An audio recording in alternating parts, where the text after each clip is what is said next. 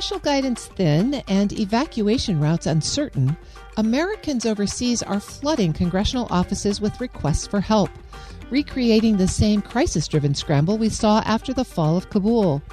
Caseworkers, who were never meant to be emergency responders, are again stepping into life and death situations as they try to fill gaps left by strained federal operations. We'll dig into what's happening on the ground with Anne Meeker, Deputy Director of the Popvox Foundation. Anne, welcome back to the show. Terry, thank you so much for having me. It's great to be back. I wish we had something happier to talk about, but we need to talk about something serious, which is Americans who are stuck in the Middle East and can't get home. You have been tracking the strain on congressional caseworkers who get thrown into the middle of these challenges. What's happening right now? What are you hearing from them? Yeah, absolutely. And so this does kind of rhyme with some previous international incidents where caseworkers have been pulled into similar situations.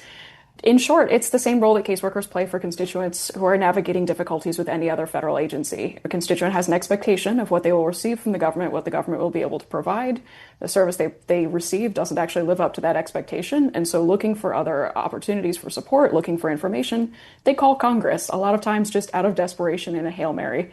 So we are seeing the same thing happen today with Americans, families of Americans who are stranded in the Middle East and trying to evacuate the escalating crisis zone, looking for support from the U.S. government, trying to find out how can they safely get home? Are there charter flights? Should they be pursuing commercial routes? And then when they don't find the information they need, they don't find the information timely, it doesn't feel like it's what they're looking for, then they call Congress. So caseworkers are on the other end of those calls. They're working to support constituents by providing accurate and timely information from the Department of State and the U.S. government. And then they're working to triage the most urgent cases. Are there folks who need an extra level of support? Are there emergencies that the State Department needs to be aware of? And then working to escalate those and get them to the right people. I can think of a couple of other fairly recent examples when people were stuck internationally when the world shut down at the beginning of the pandemic and they couldn't get back. Also, the fall of Kabul in Afghanistan. You worked really closely with those kinds of situations. Walk us through what feels different this time from those. Yeah, for sure. And unfortunately, there are a lot of similarities. So as you mentioned, after the Afghanistan withdrawal, we worked with caseworkers to do a pretty comprehensive report on how did caseworkers experience that? What did that look like from the congressional perspective? And then also critically, how were caseworkers able to interact with the executive branch? What were the mechanisms of contact for that partnership, for that collaboration between the executive and legislative branches? And unfortunately, talking to caseworkers today, we're seeing that a lot of the recommendations, definitely not just from our report, but also from the Department of State's After Action report, don't appear to have been implemented. That caseworkers are working with largely the same tools, the same systems to get those constituents directed to the right people. And what we saw in the Afghanistan withdrawal was what we called a doom loop, where the Department of State wasn't able to answer the questions from constituents on the ground, and so those folks called Congress, and then the Congress relayed those inquiries back to state, and you just saw this escalating positive reinforcement vicious cycle that really overloaded everyone. Well, fortunately, this particular moment is less severe in some ways than the fall of Kabul. But unfortunately, like we said, we're really seeing a lot of similar situations. Caseworkers are dealing with people in these situations who are panicked, really worried. Caseworkers are not trained as trauma counselors or facilitators for these kinds of situations. Beyond just really working hard to try to get someone out, what's the impact on the caseworkers themselves? Yeah, that's a really good point, Terry. And that's absolutely part of what we're concerned about, that there is a cumulative impact here for caseworkers who, as you say, are usually not trained for this kind of crisis, who may be on the phone with constituents who are afraid for their lives, who are just experiencing these really difficult situations. In other industries, you might call that vicarious trauma, exposure to vicarious trauma, and it does take a mental and psychological toll. So we're kind of talking to caseworkers and tracking, are we seeing this reflected in burnout? Are we seeing this reflected in turnover numbers? But on the other hand, one thing that we really have seen that I want to highlight as a positive here is that these particular moments of crises are also what drive caseworkers to collaborate and find new ways and new innovative ways of supporting each other and supporting their constituents. Uniquely of every staff position in Congress, caseworkers are networked into these giant, honest to God, they're Teams chats where they are networked with caseworkers from across all parties within their chambers, where these caseworkers are working in real time to share information and collaborate with each other. and kind of be that peer mentorship and support for each other, especially for new caseworkers who might be thrown into this situation for the first time. So necessity is the mother of invention, and that is definitely true for caseworkers in Congress as well. I'm speaking with Anne Meeker. She's the managing director of the Popvox Foundation.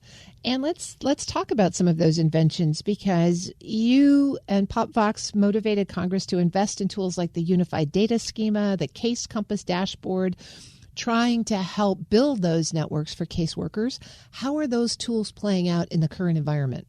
Yeah, absolutely. Well, and you're kind to give us a lot of credit there, but I think this has been just truly a grassroots effort that caseworkers themselves are saying, we're in these situations, we're on the front lines of supporting constituents. We need additional support. We need additional investment here. Case Compass is not yet operational. It's still in the pilot phase, but I think these moments really do make that case on the Hill and make that case within Congress for why they are necessary. We're actually seeing this play out in the media right now, that there are questions over how many Americans are searching for support from the Department of State in evacuation. How many are going commercial routes? How many are actually in line and processing for charter flights? How many are, looking for something else entirely? That's where casework data can be that independent, verifiable source of information. We have what's coming out of the State Department, we have what's being reported in the news, and then this is 1/3 data point that Congress can really rely on for this kind of real-time oversight. So it really demonstrates the need for this kind of tool. And let's come back to the current situation today in the Middle East. How many calls are we talking about? What are caseworkers reporting that they're hearing? Yeah, it's a really good question. And one thing to highlight, too, is that the scale of demand varies dramatically between individual member districts. So, for example, I've talked to a few members who just so happened to have constituents on tours. Tourist travel, school travel, spring break travel to countries in the Middle East. Those offices are facing a very different landscape for the kinds of requests for help as maybe an office that may only have a handful of people there.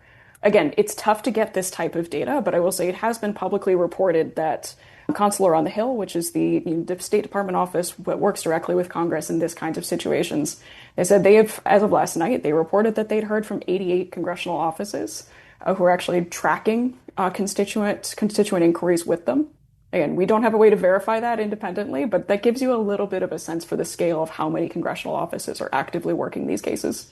And you talked about the doom loop, where someone calls the State Department, they don't get an answer, they call Congress, Congress refers it to state, and you just keep going around.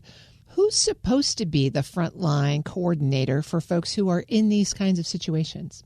Sure. So in this situation, it is the Department of State. It's the local consulates. It's the American embassies on the ground who are, and I do want to be clear here, caseworkers universally, the ones that I have talked to, expressed deep, deep, deep gratitude for the active work and the tireless work of the State Department civil servants who are in these roles, who are on the ground, who are playing this role. What we are seeing, though, as we saw in the Afghanistan withdrawal, is then when the resources from the executive branch, the resources from the people who are supposed to be coordinating this for American citizens aren't adequate, they're not enough, they're not timely enough, for whatever spectrum of reasons, that's when people do call Congress, just looking for that additional layer of support. And so is it just a matter of not having enough people in the State Department who are working on this? Do they not have the resources at their disposal? Where's really the breakdown? Yeah, and I'm not sure that I'm the best placed person to really kind of see it from the inside. But I will say, one thing caseworkers have really flagged for me has been a challenge with conflicting information. That, there was a tweet that went out or an X post that went out advising all Americans to leave the Middle East immediately by commercial means. And then when Americans called their consulates, they actually called the State Department saying, I'm here, how do I leave? They were given a recorded message telling them to shelter in place, telling them that they needed to wait, they needed to enroll in STEP, enroll in CICMS, and then information would be forthcoming. And then that information hasn't, for many people, come so far. So that's the kind of situation where caseworkers are going to get those calls, where there's conflicting information, outdated information. So it seems like there's an information flow problem that is driving folks over to caseworkers. It feels like this situation is probably going to get worse before it gets better. So given where we are and the tempo of operations in the Middle East, what should Congress be doing to help facilitate the departure of more Americans? Yeah, it's a good question. And I will say, hopefully, at least many of these folks in this first wave who were in those first countries where the airspace was closed were most directly impacted. Hopefully, we are seeing those numbers start to tail off, that those folks are home, that they are able to leave, and they're home safe. As far as what Congress can and should be doing, I will bring it back to casework always, that it would be nice to see Congress continue to invest in caseworkers and invest in their ability to play this role for constituents in these crisis situations. We've seen incredible numbers recently on how few people trust Congress, how few people think that their member of Congress is on their side, is doing the right thing, is capable of carrying out that institution's constitutional responsibilities.